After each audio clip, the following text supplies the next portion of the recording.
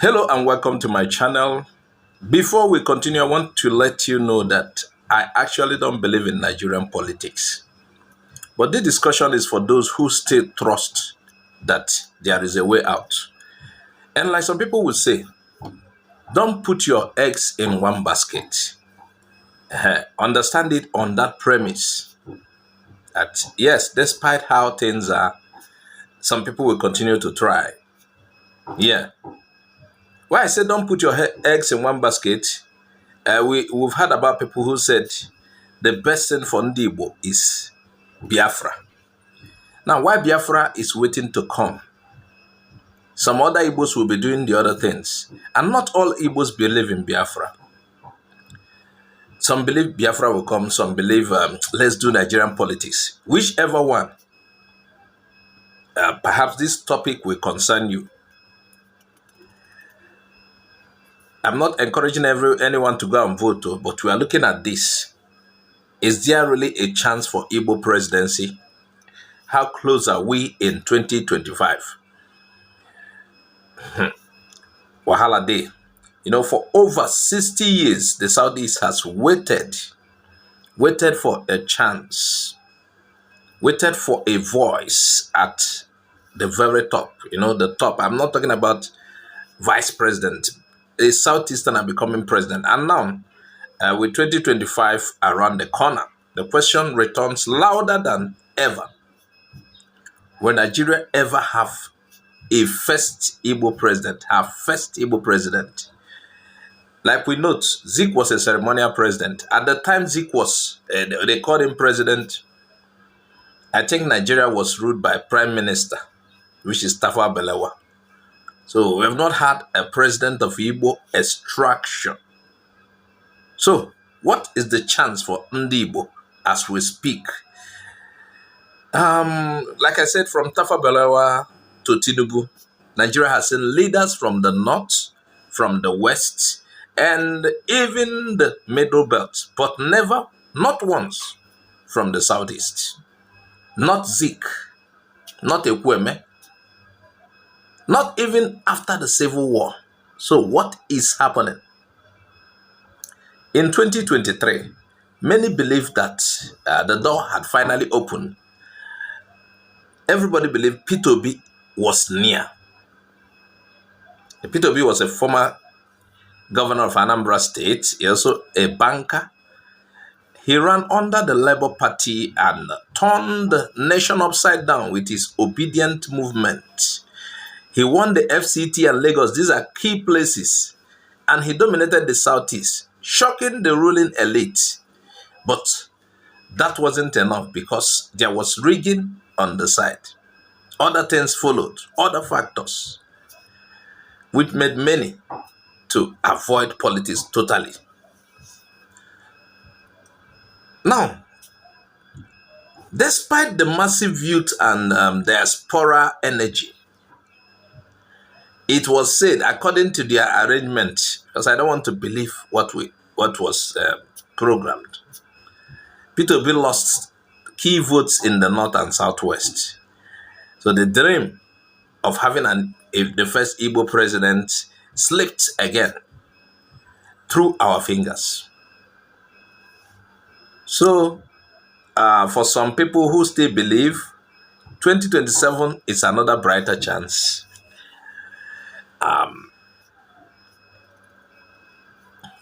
Let's continue. Today, Southeast has governors in ABGA, senators in PDP, and some rising stars in the Labour Party. But instead of building a united front, our leaders remain scattered, weakened by ambition and tribal politics. Even not just intra-tribal politics. In the last election, Soludo was almost trying to, make it hard for Peter Obi. You find out that just like other Nigeria, we have to be scattered. But I think in this sense, what is in there for Igbo? You see what is happening already across Nigeria. Political deals are already forming And zoning is becoming a joke. In the new party, there was plan to like zone, and it was thrown down. People are switching parties overnight. Atiku finally left PDP. Some people are even like Fayoshe and some others are calling PDP come. Perhaps they will give him the presidential slot. And you remember that Wike has not totally left PDP. It could be PDP could fail there. You could hear something that, people are, we have so many mad people in Nigeria. At the end of the day, you could hear the party did not register P2B with people like Wike, who, he refused to leave PDP. He destroyed the party's chances of winning 2023 election. So, they are owing P2B, come to PDP. Atiku has left. Atiku would have been the heavyweight that P2B will contest with at PDP. But Atiku is no more there.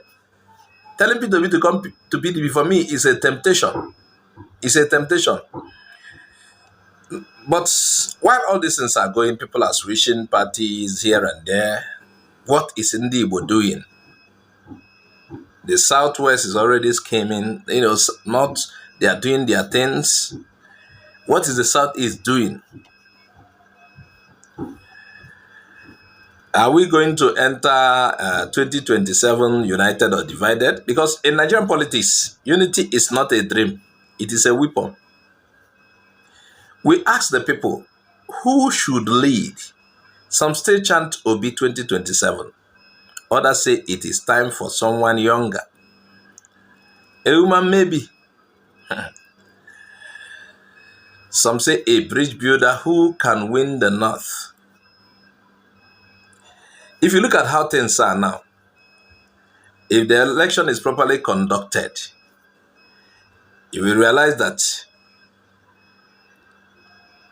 it appears whoever emerges the presidential candidate of the new party might clinch the North, or at least get half of the votes of the North. And I see the contest between Peter Obi and Atiku. And you had Peter Obi said he will not be a deputy to anyone. And Atiku is not, despite his age, he's not willing to succumb. So Wahala day. If Atiku emerges the presidential candidate, will Peter Obi agree to be his vice? Is that what Igbo want again? If Peter Obi emerges the presidential candidate, will the North still give him that support? I think many Northerners.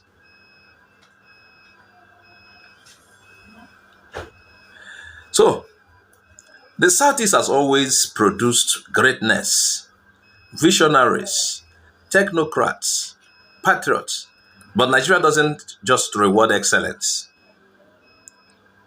It rewards power, planning, and political sacrifice. If we are in a country where things works, developed countries that things actually work, even a commoner can just all of a sudden become president.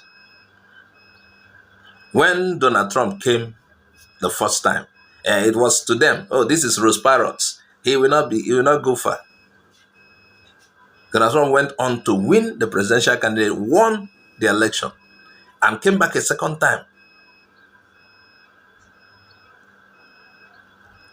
Because the votes there, at least to a particular extent, the vote counts, unlike what we see here. You know why I don't want to really participate in the election? We are going to be talking about it. There are people who are still interested. The judiciary messed up in that election. INEC messed up big time. The judiciary messed up, and you saw something that is, you saw your victory. This is your victory. It was taken away from you. It was so clear you were coasting to victory. You saw it, they grabbed it by force. You realize vote doesn't really count. So Make up your mind if you really want to. For me, my own is to talk about it. Yeah, my own is to talk about it. Nigeria does not reward excellence. That is what you should know. So here's the truth. The presidency will never be handed to the Igbo on a plate. Igbos must fight for it, plan for it, and above all, speak with one voice. So tell us, Igbo area family, what kind of leader do we really want? Drop 3 qualities in the comments and let your voice shape our future. Click like, share with every Igbo youth, and subscribe to Igbo Area TV, where our voice is our power.